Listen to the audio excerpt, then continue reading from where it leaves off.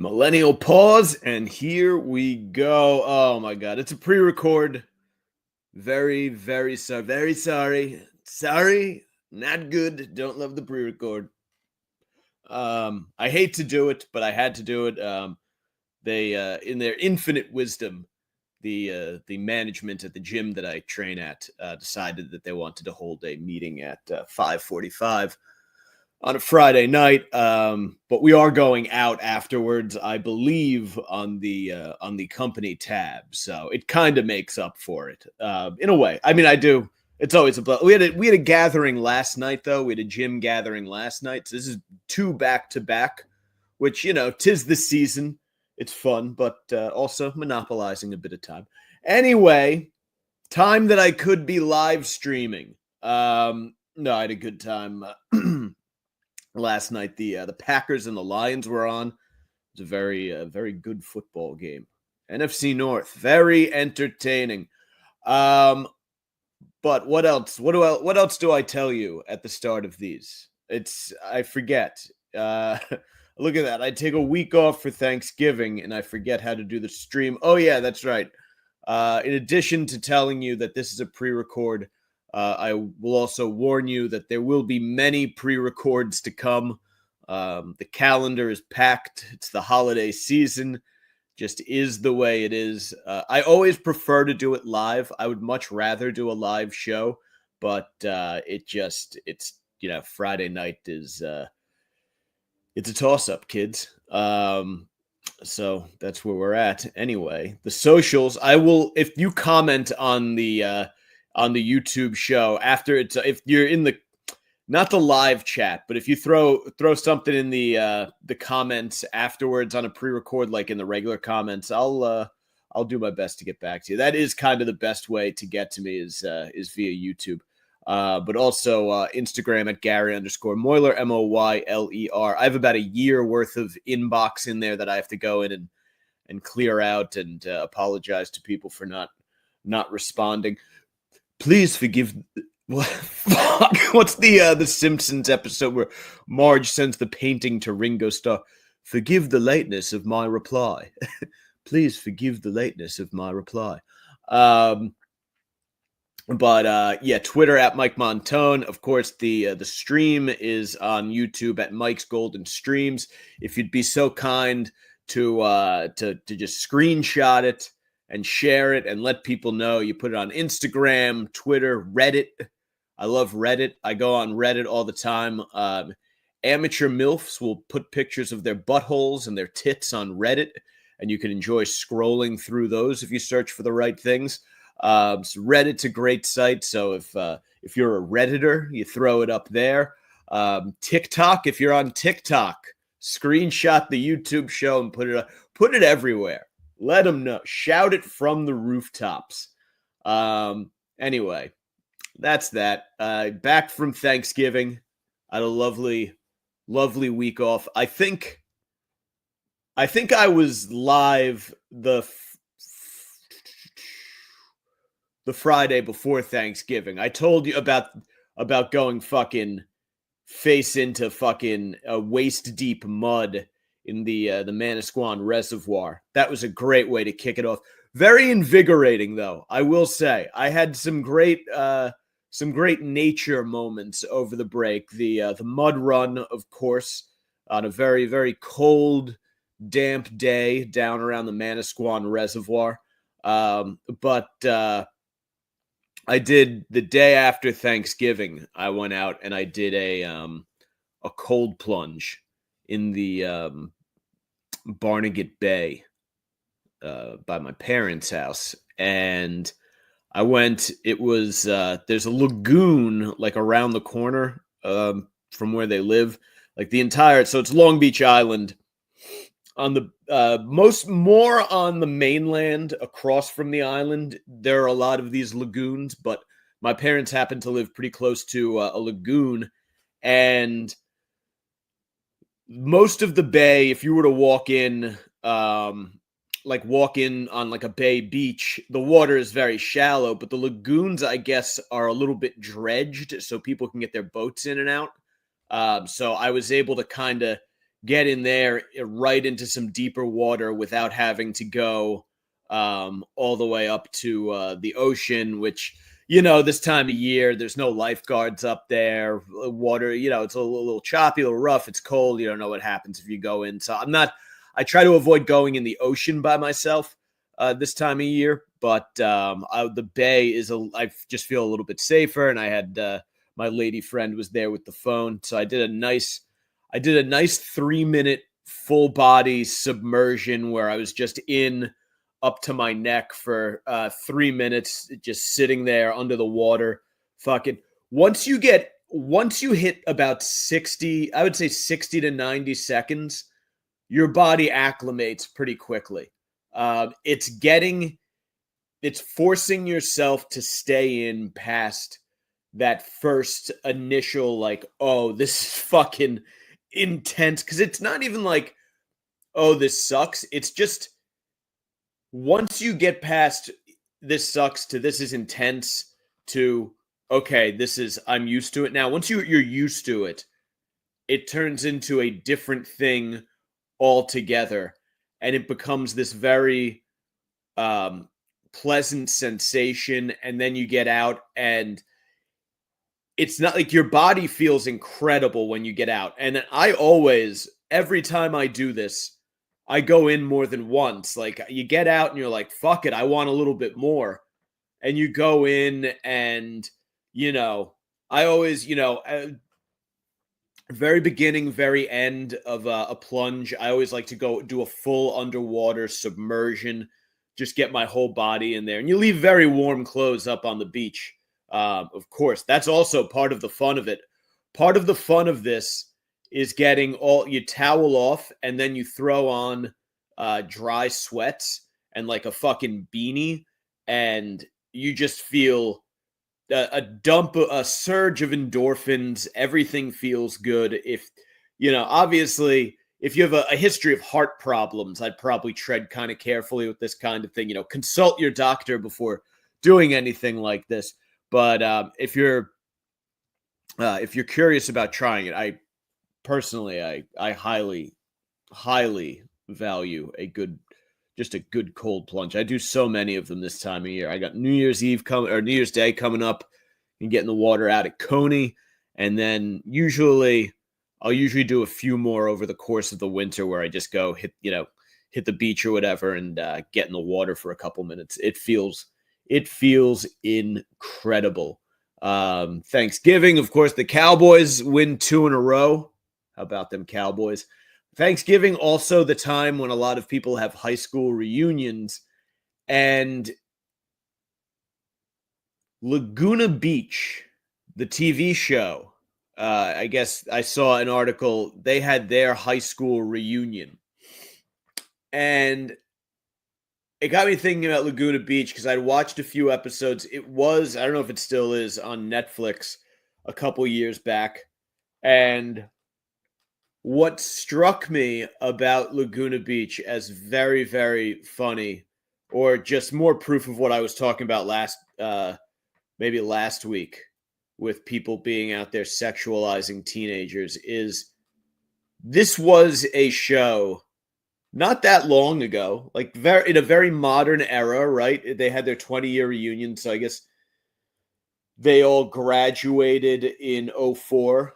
Right there, I guess, yeah, they're about my age. I get it, because I think I was in high school or college when I was watching it, so that checks out. This was just the pure sexualization of mostly teenage girls and twinkish guys. Just the over-the-top sexualization of them. And again, it's one of those things where you're like, when you see it in one place, you start seeing it everywhere. There are a lot of people out there who seem to be very into sexualizing people under the age of 18. Like, the entire show is about them hooking up and their relationships. And the camera crew goes to like house parties, and the kids are just getting fucking hammered.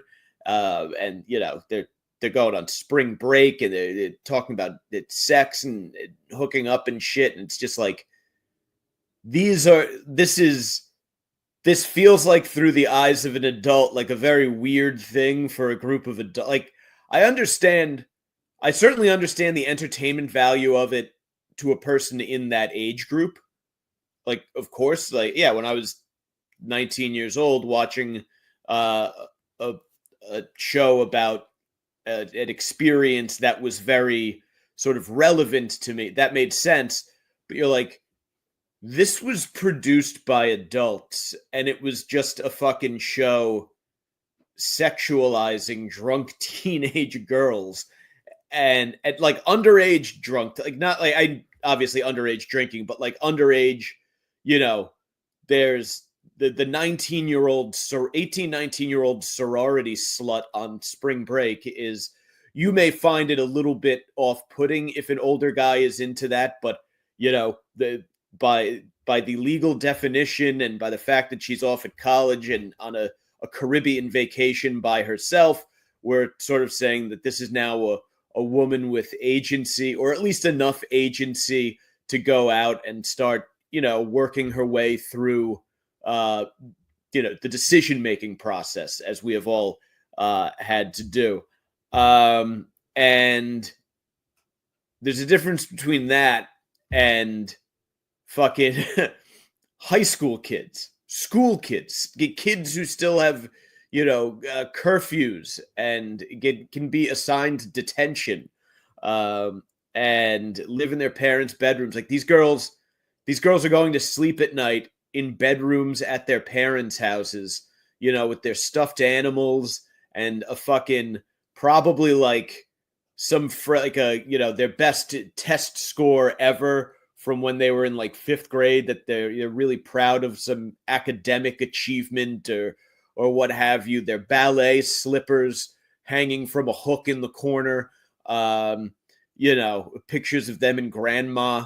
And then MTV is like, yeah, but what if we got them drunk and fucked? Like, it really is. You understand why there is such a backlash to certain stuff in this country, and why people are like, oh yeah, you know what? No, I want to go trad wife. We don't want this. This isn't good. And, I'm of the sort of, I came up through 90s shock culture and the American Pie 2000s. So I've always had a very sort of libertine and do whatever the fuck you want kind of attitude towards pretty much everything. But I also, that's very much because that was my lived experience.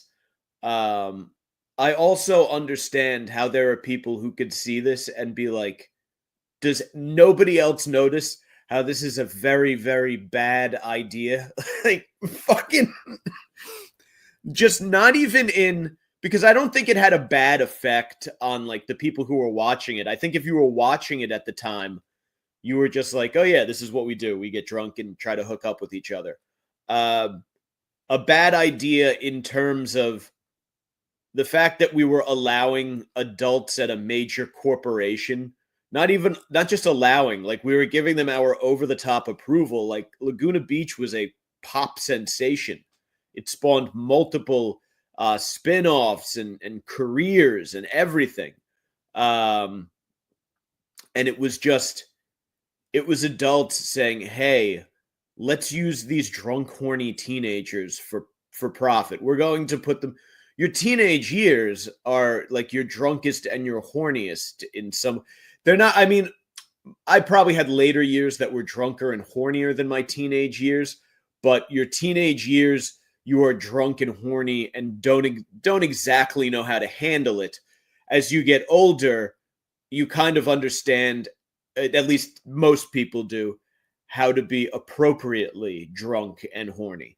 So it was just very, very interesting to me looking back at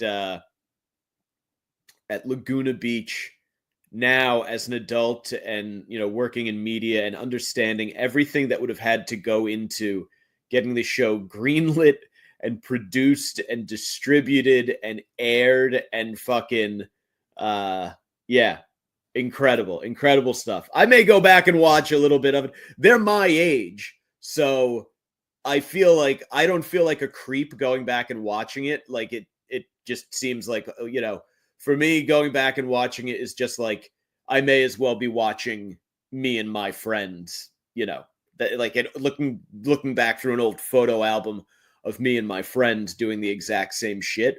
But like the adults who produced that in the moment, I have some questions for. Like I have so many questions. Like that's the next doc. Is there a documentary on that? I know the cast has a podcast of some kind where they did a rewatch. But yeah, that is Nickelodeon. That's like Nickelodeon, but people willing to look the other way because, oh, of course we know. Well, it's a little more like, oh no, they were able to, sexualize the teenagers as part of the. No, that's just what we're documenting. This is like under the guise of sort of documentary, which of course it isn't. Like they're like, hey, why don't you call her a cunt? Like, why don't you drink a few of these Heinekens and then call her a cunt and try to steal her boyfriend? Like, fucking wild stuff. Anyway, I didn't have too much else to say about it. Just fucking, I love it. Again, it's just, I think it means more to me because it was such a cultural phenomenon from when I was sort of, coming of age, as it is. Anyway, New York City updates, and we will talk quite a bit about New York City in this show because, wow, we had a interesting week. I mean, just amidst the backdrop of the Daniel Penny trial, the guy who, the Marine who was protecting the subway car from the murderous fucking Michael Jackson, the homeless Michael Jackson impersonator who was threatening to kill people. And this Marine bravely stepped in and prevented him from doing so.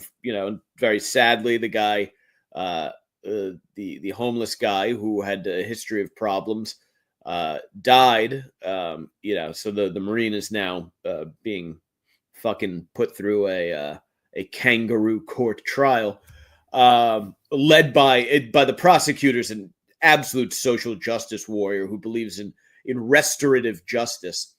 So we have that going on, and then a little something else happened that we're going to talk in detail about. Before I get to that, I will talk about the guy who was threatening to kill the bus driver.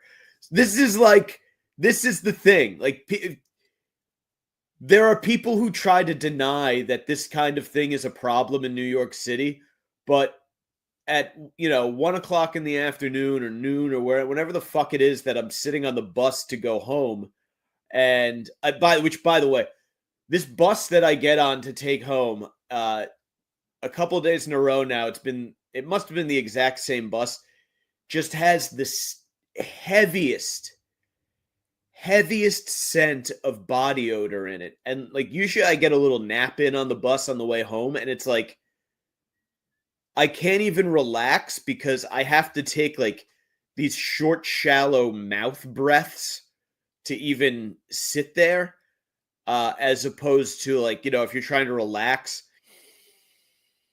the kind of long, sort of slow, deep breaths one would take. I'm like sitting there, like just trying to make sure I get oxygen and don't have to take in too much of what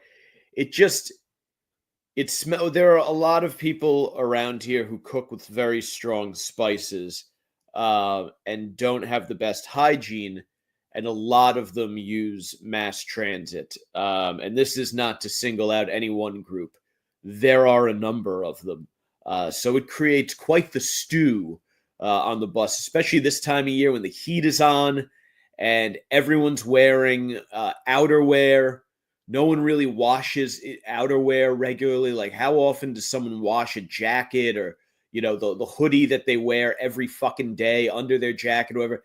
And you sweat a little bit when you're packed in on the bus, and it's just everything is contribute. Like, you think the summer is going to be worse, but because the air conditioning on these things is constantly cranking, the summer tends to not be as bad because you get in and it just freezes everything. Like, it's just cold on the bus, and you're like, okay, you know what? I'll take this. You bring like a hoodie or a long sleeve tee with you, and you're pretty comfortable on there. The winter, it's worse because the heat and all the layers, and more people are hopping on the bus because there are fewer people who want to walk or ride a bike or one of those stupid e fucking scooters or whatever. So there's really it's an interesting economy of smell, how it actually works versus how one might think it works. But I'm sitting on this bus trying to get comfortable, like spritzing fucking this deodorizer I keep in my backpack. I'm spritzing it all over the place. And I just hear, now I didn't see any of this. It was impossible to see from where I was sitting, but a guy outside of the bus driver wouldn't let him on because you have to have a ticket before you get on. You can't get on and buy a ticket. And he was screaming that he was going to fucking kill her. And he said many, many times, he said, bitch, I'm going to fucking kill you, very loudly. And he seemed quite sincere. And then she eventually drove off. I tried to get a look at him, but I wasn't sure who it was. I saw two Asian guys walking away, and I'm convinced that it was not one of them. But that was not the big news out of New York City this week. The big news was the UnitedHealthcare CEO, this Brian Thompson guy, was gunned down outside of a hotel, the Hilton in Midtown, at 6:45 in the morning. And I was running a tad later than usual. Usually I'm in at work before 6:30, but I was running like just a step behind because it's that time of year. I'm feeling a little bit lazy, to be totally honest. Fucking holidays. Everyone just wants to chill the fuck out. So Mikey takes his sweet ass time when he's drinking his coffee in the morning and winds up literally walking in the building right around the exact time. Like, I mean, I'm five blocks away, I think, from 5 or 6 blocks away from where this happened. And on the same avenue. So it was like probably within, either side of 5 minutes of when I walked into the building that this shooting took place up the street. And I mean, I honestly wouldn't be able to tell you if it did. I don't remember hearing a siren or anything like that, or any, anything out of the normal. And obviously 5 blocks in New York City is a lot of space. I believe this guy used some sort of suppressor or silencer. So I guess it wasn't too loud, but yeah. The article I'm looking at here is about the cops they've been trying to retrace this guy's steps. And there's this picture that's going around that they say is him. And I'm not sharing any pictures of anybody. I do hope they catch whoever did this, because it's so, unless it was like a mafia thing, if this guy was involved in some sort of mafia shenanigans, then it's like, I understand, you're all soldiers, but I don't think that's what it is. And I have some very strong, we'll get to this in a minute. The way people online have been reacting, but the cops, they've been circulating this picture. And they're pretty sure it's him. He's got a hood on. It early on when they first saw the shooting happen, everyone was like, "Oh, this looks like a professional." Because I guess what happened was he racked the gun multiple times, which generally speaking, if you're racking the gun, it's to clear a jam. And when a weapon jams, when you're trying to use it on a target, like a human target, a lot of adrenaline pumping through your body, like to have the presence of mind to, quick clear a fucking jam and get back to shooting, and to do so effectively and accurately is it's very impressive. Like that's most people wouldn't be able to do that. It's the sign of someone who is quite practiced and they're calm about what they're doing. There's sort of a dispute about whether he was clearing a jam or if he was using a sort of like a single action weapon where you have to fucking rack it and get it ready to go between each shot because of the suppressor he was using. I guess this will if and when they eventually catch this guy, a lot of this stuff will certainly come out. But it's looking right now like he took a Greyhound bus somewhere between Atlanta and New York City and got to the Port Authority. Shout out to the Port Authority that I ride into every day on November 24th, which is a week and a half before he was going to hit the guy. So it feels like, it feels like there was certainly a great element of planning in this. There were many things that he did that were unprofessional, right? Going to Starbucks, buying water and snacks and leaving the wrappers wherever. There are a lot of things that you're like, okay, not very prepared, but perhaps not professional, right? The little details sort of escaped him. Didn't spend enough time studying how murder suspects get caught. Staying in a youth hostel around the corner. They got him on camera there. He used a fake ID though. So they're like these little things where you're like, oh yeah, he was very careful. No, he wasn't too careful. Like it was parts of the plot seem like, it makes sense. Fake ID comes in, via Greyhound bus. There's some, anonymity there. But then other things quite sloppy. It's amazing to me what's so impressive is the way the cops now can just, track your fucking steps. Because they have him on surveillance. Like they got him, so they get him going away from the scene. But what they're really looking at is him going to the scene, right? He's on the run. He's on the. If I was him, obviously, I guess if you're doing this on your own, the intelligent thing to do is to have a flight booked to a non-extradition country and hop on it immediately after you've done the thing. And just lay fucking low and have, make sure you have a lot of cash on you.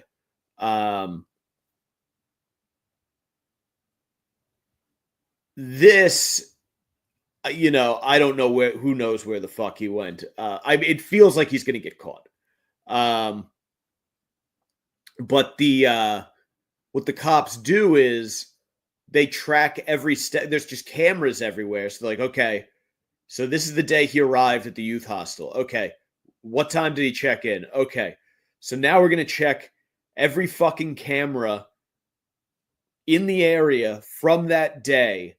And we're going to get him going here, here, here, and here. And we're going to track him back to, okay, he came through the Port Authority. Okay.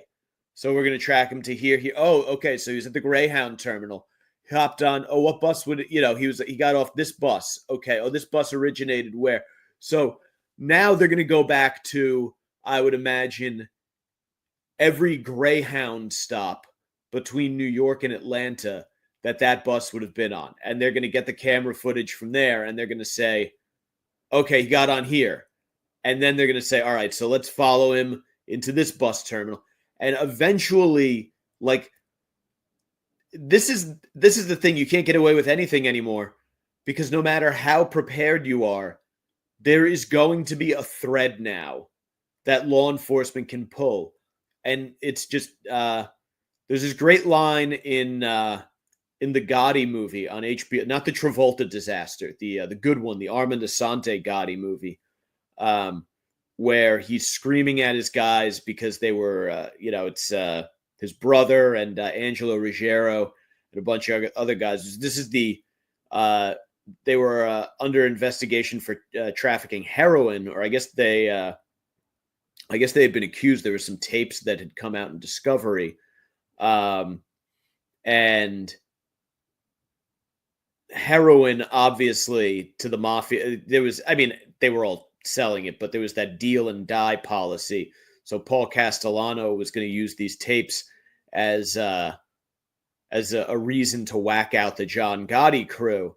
And Gotti's going ballistic over the fact that they were talking on the phone because the feds don't run out of time or money.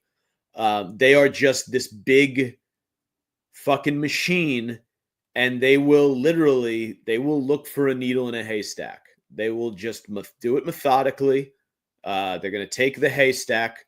They're going to spread it out over a huge square area. They're going to turn it into a grid square, and they're going to search grid by grid until they find the needle. It's going to take a while, but they will eventually get the needle. And that's what's going on with this. He wrote on the bullets, I guess it said, what did it say? Deny, defend, depose, I guess is, or that it was deny, defend, depose, the name of the book that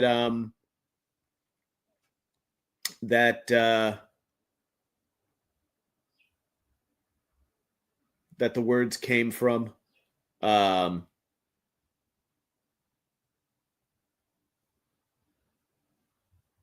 me see if I can find it. I don't know if it's in this article, but he wrote something on the bullets, which I feel is gilding the lily just a little bit. We get it. You're gunning down the CEO of a health insurer. It's a little dramatic. It's very, you think very highly of yourself. Let me see if this article has it.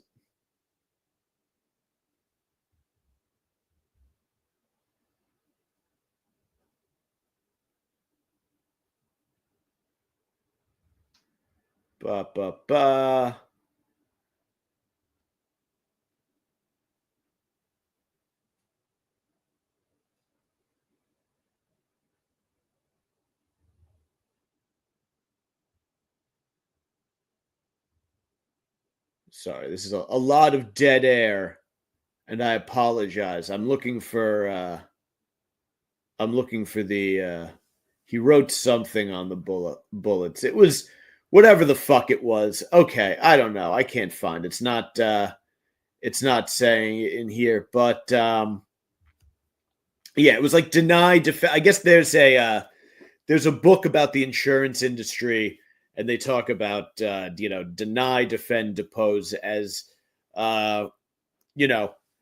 basically that what the companies do is they deny the claim, they defend themselves from a lawsuit over the claim, they depose the clients and find a reason why the coverage was denied. In theory, I've had to use health insurance for various surgeries and what have you, and I've never had a huge issue having anything denied. I've heard horror stories, about people having to pay shitloads of money. And I know if you go to the wrong, this is in network, out of network, emergency, this and that. I get all of that. Every time I've had to do anything, they explain it all to you, and you say, okay, I will yes, that's how we'll do it. Here's my insurance. Okay. Like that, I think you usually do it in advance, but they're saying that United turns down um the most claims. Although I also did read, and if this is true, then everyone really needs to shut the fuck up. But I read that the majority or a substantial number of denied claims are for things like cosmetic surgeries that aren't actually needed. And then another thing that they were denying for was non-essential emergency room visits, which, if you don't know this, there are people who essentially use the emergency room as a general, like if they don't have a general practitioner, they will go to the emergency room and like for like a stomach ache to get it looked at, they'll just go to the fucking ER. Like that's what they do. And apparently there's like a big thing over what United like deemed essential or whatever. But I don't know enough about this. I don't think most people do. I certainly not to murder a guy, but I don't know enough about how the entire system works to really speak to it. But I have also read that if if your claim gets, if you get a bill for like $100,000, what you're supposed to do is push back and they kind of fix it. Like they go in and they're like, oh, all right, yeah, it was here, and here. This is what happened. Whatever. I really don't know. I haven't dealt with super expensive, medical stuff yet. I don't have any kids or anything. My girlfriend just did something and 100% of it was fucking covered. So I have literally no idea. Like I hear all this stuff. People are like, oh, they're denying and people are dying because they denied it. And I'm like, I've personally never seen it happen. I'm sure that it does in some cases, but I don't know. It's, first of all, people who complain that healthcare is expensive. And because I say this because there are a lot of people on the internet, on Reddit and Twitter, who are like, oh yeah, it serves him, like effectively saying he got what he deserves because healthcare is expensive in this country. And it's like, if you think about what healthcare is, like someone is going to cut into your body and work on your body. It does make sense that would be very expensive. What's it cost to stay a night in a hotel? Like a shitty hotel is costing you at least $100 a night. At least. Depending on where you are, you could be looking at $200 a night for a bad hotel. Could go up to thousands of dollars a night. Right? And that's just a hotel. A hotel where you check in, and if you want anything else, you have to pay for it or tip or this or that, or you just do it yourself. A week stay in a hotel would probably cost you, a couple $1,000 to a few thousand, depending on what kind of room you get. So when people are shocked, they're like, well, one night in the hospital cost me $900. And it's like, well, yeah, but they're staffed around the clock. They're coming in to check on you, take your vitals. They have a fucking IV drip go. They're putting an IV into you. They're leaving life support or this or that or, everything. And it's like, oh yeah, it kind of checks out that this would be pretty expensive. Like there's no, like that should make sense. Like the same thing with like drugs. It's, it sucks that they cost a lot and you wish there were ways to kind of reduce that cost. Someone's paying for it eventually. But these, like, pharmaceuticals need rigorous testing, which is expensive. Like the people who are doing all of this stuff, spend many years in school, and they have, there needs to be an earning incentive for them. This idea that, and it's this very sort of intellectually flimsy idea that anyone who has made their life's living and made a good living and made a lot of money in an industry that provides something that people need is all of us, you're evil. Like, it's evil, and that it should be open season on you. Like, it's the fucking French Revolution. Like this, like, this is the best and healthiest and safest time to be alive. Like, people aren't dying in the streets, and like all of this, the horrors of centuries past are for the most part not unfolding in the modern world.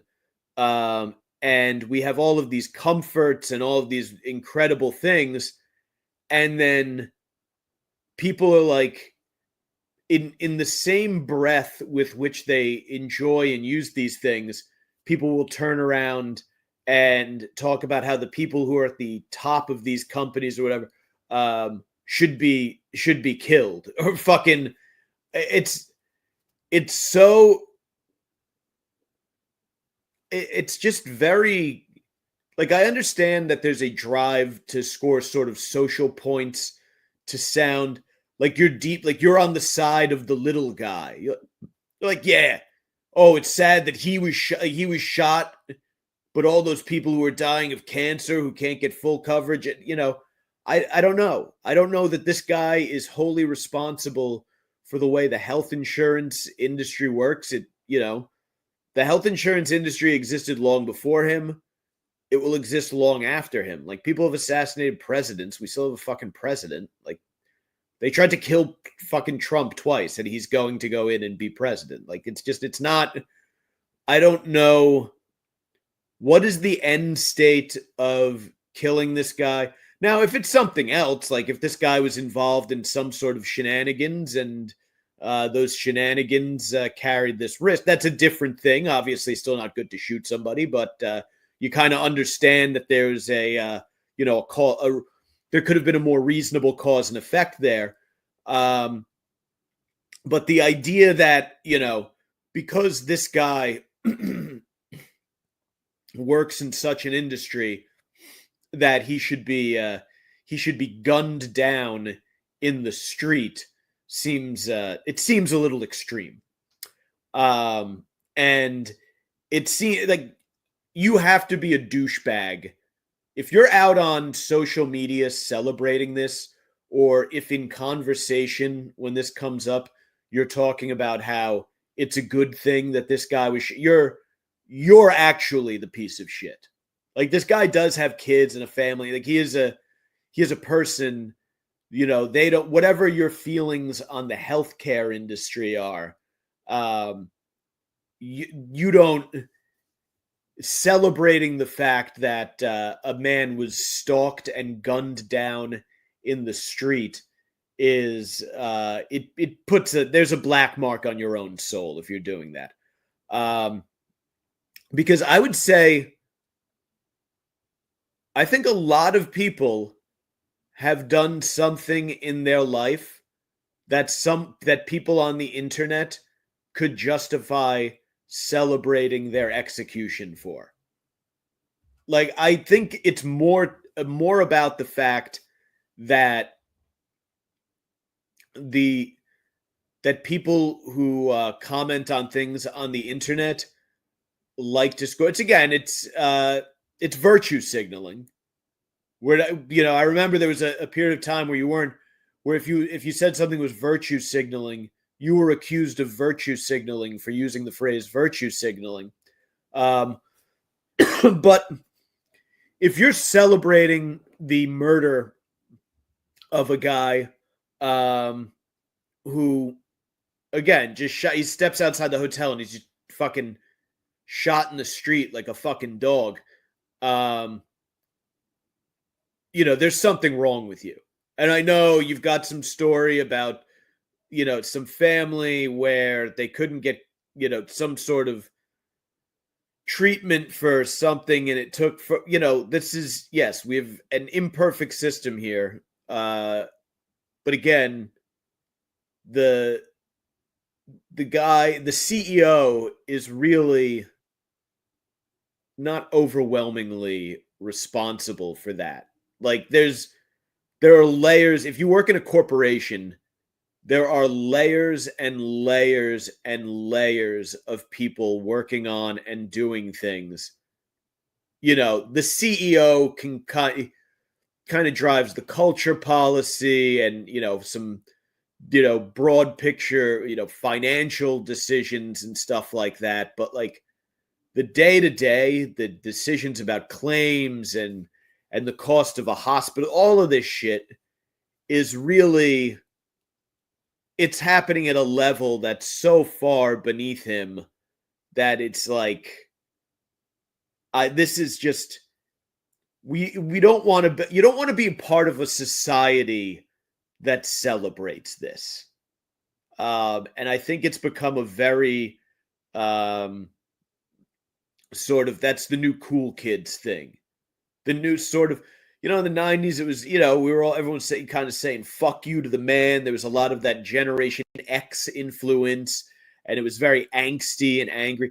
And it feels like there's a lot of this in that, except on a far more disturbing level. Where are we at? 46 minutes in. What to do? I am fucking drained right now. I just got in. I was doing hill runs around the area. I got up this morning. It's fucking cold and windy out. Like it is vicious fucking conditions to be running up a hill. But I live in the Heights, so we have some very substantial hills connecting Hoboken to the Jersey City Heights. So I was out running fucking hills in the cold all morning, and my body just wants me to lay down and close my fucking eyes right now. I don't think I have the energy to in any way do another entertaining story. Like I got to eat something and shower before I get onto this meeting. So I think we're going to, at the risk of just fucking powering through and doing, like 15 more minutes that are, I mean, look, I don't even know if this is, we would consider this to have been a good episode. So to power through with even more, I don't know how that makes sense. So we'll wrap here. A nice tight 48 minutes. I think that's good. I gotta get my blood sugar up here. So I will leave you. I had some other stories kind of lined up, but there's just no time to get to that today. So we'll have some stuff to get to next time, I guess. Anyway, thank you guys for joining me. A very morbid episode this evening. Sorry I couldn't be live for it, because I think this would have been a very interesting one to talk with a live chat about. But, hopefully, again, December is going to be marked by pre-record. So hopefully I can get to you live early in the new year or so. But that's just, hey, you go to war with the army you have, as Don Rumsfeld once said. Anyway, I hope you've enjoyed your time with me. I hope you've enjoyed the poster there over my right shoulder. I'm going to go ahead, wrap things up. Twitter at Mike Montone. Instagram at Gary_Moyler, Moyler. And the stream, of course, at Mike's Golden Streams. And if you'd be so kind as to share that with a few people, I would be rather delighted, rather pleased. Until next time, guys, adios, motherfuckers. Have a great week.